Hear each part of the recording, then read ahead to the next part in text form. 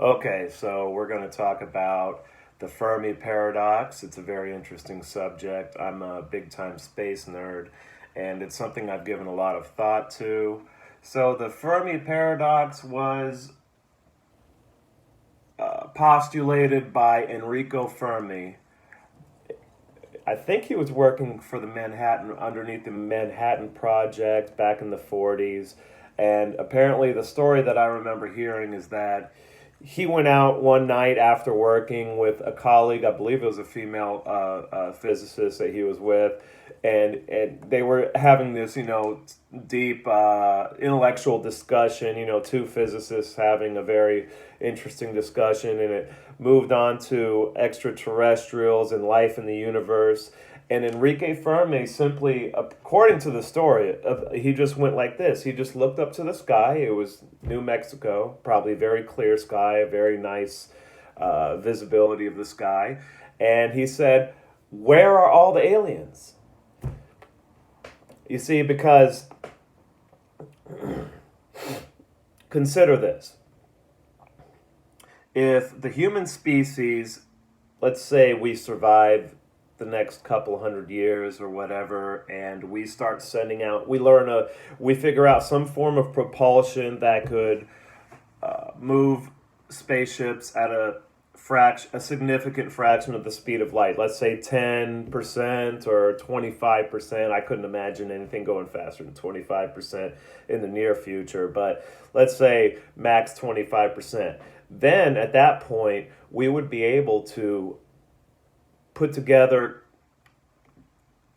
colonial expeditions to other star systems.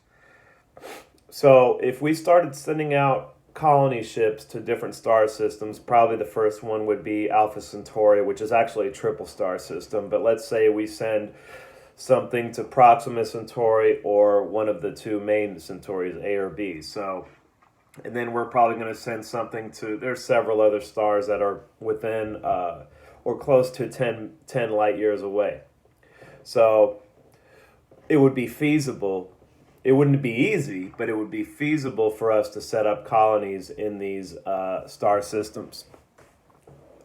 Now consider this as well. So think of, we start a colony on another planet in another solar system, and that colony takes maybe, let's just say, 1,000 years to grow to the point where it's sustainable, and to the point where that colony is now ready to send colony ships to other star systems.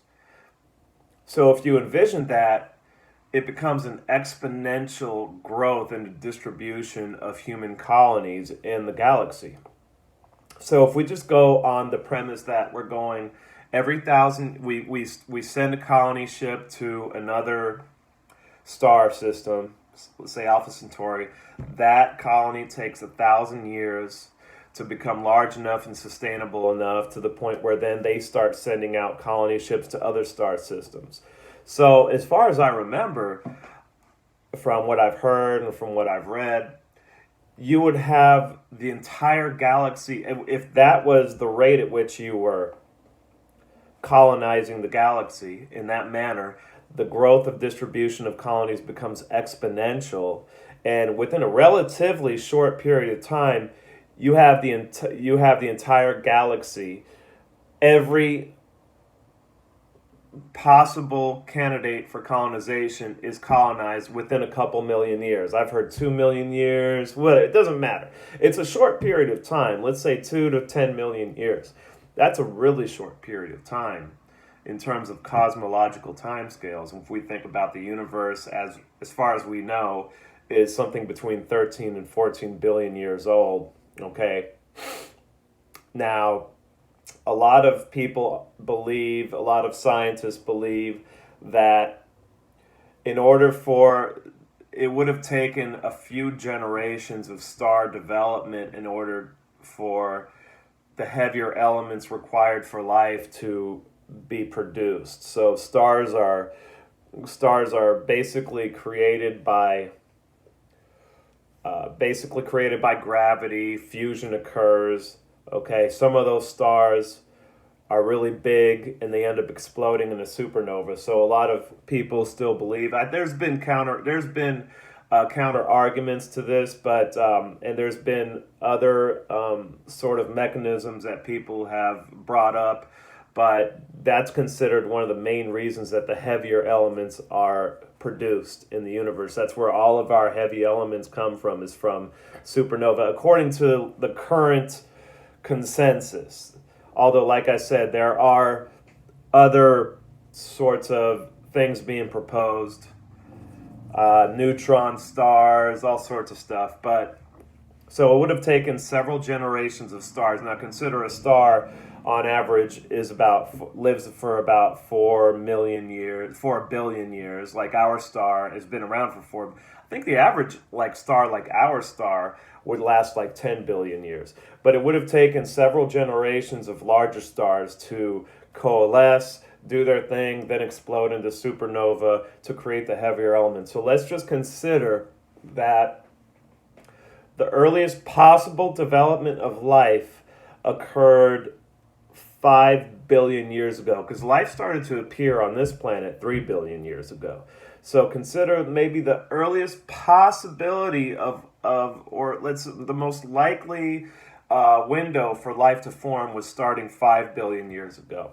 So that means that if any alien civilization had developed like we did in this galaxy, then they would have already had the Earth colonized before we were even monkeys, really. Before they would have had the Earth colonized before life even appeared on this planet.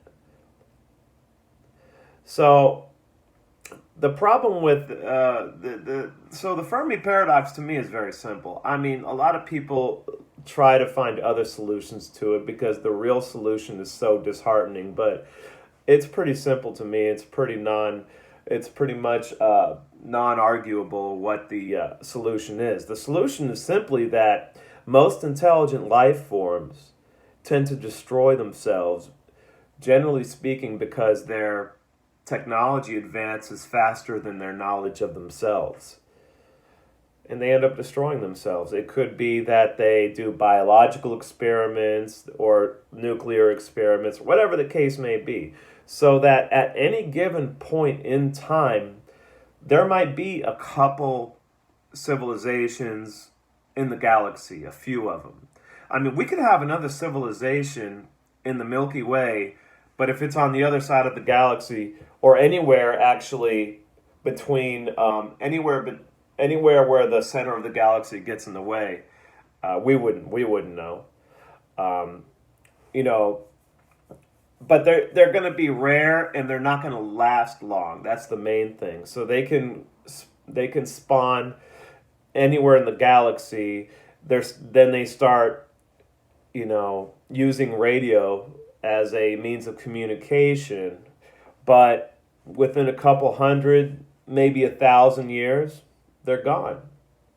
And so that's why we haven't seen any evidence of them. That's why the more we can listen with our radio telescopes all day long, all night long for the next 1,000 years. We're not going to hear any, because there may have been an intelligent civilization relatively close by using radio waves and sending out radio waves into space, but then they destroyed themselves and they're gone.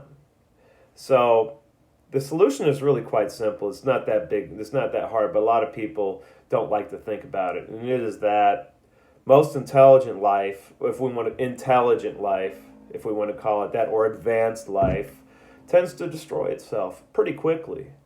So that's why it appears that there's nothing out there. There have been other civilizations out there, maybe relatively recently. Maybe there's a few in the Milky Way here and there, but they don't last long. They tend to exterminate themselves. So that's my solution to the Fermi paradox. That's about it.